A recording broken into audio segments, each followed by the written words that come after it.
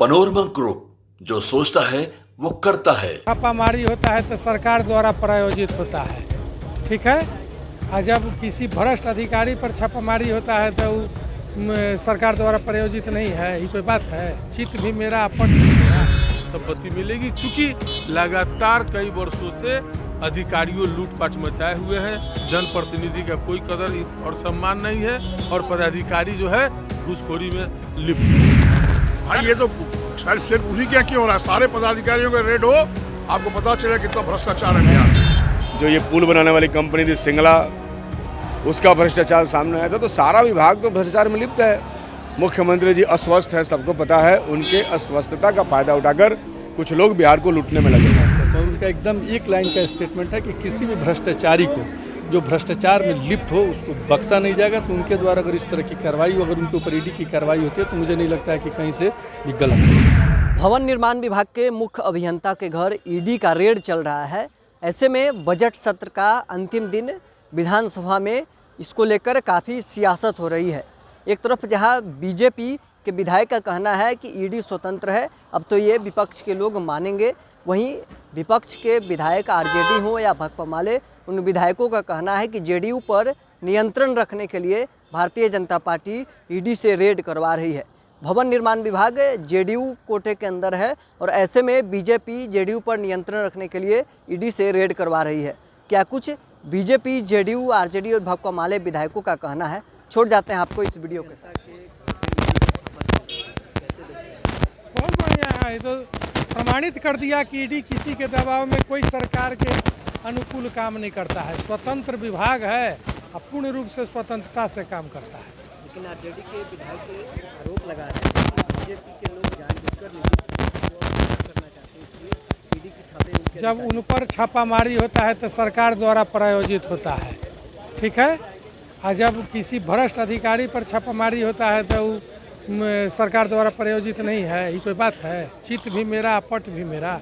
एक चीज़ तो प्रमाणित हो न गया कि हर भ्रष्ट व्यक्ति चाहे पदाधिकारी पर ईडी स्वतंत्र रूप से छापामारी। ये पूरा भ्रष्टाचार में सरकार लिप्त है।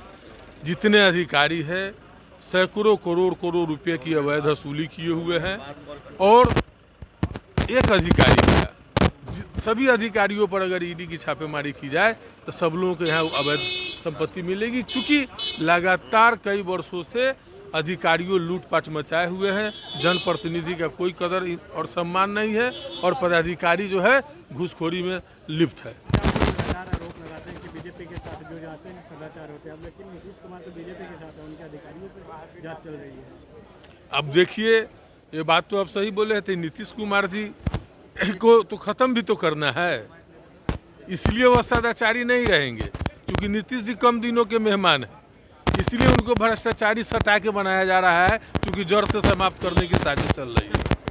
भाई ये तो सिर्फ उन्हीं क्या क्यों हो रहा है, सारे पदाधिकारियों का रेड हो, आपको पता चले कितना भ्रष्टाचार है बिहार में। भारत रत्न देने की मांग करती गई थी राष्ट्रीय जनता दल के विधायकों द्वारा लालू प्रसाद यादव को, कैसे देखते हैं सर इस मांग को? ये तो कोई भी मान सकता है किसी नेता के बारे में, इसमें क्या दिक्कत आप लोगों को पड़ा है, वो तो सरकार को निर्णय लेना है।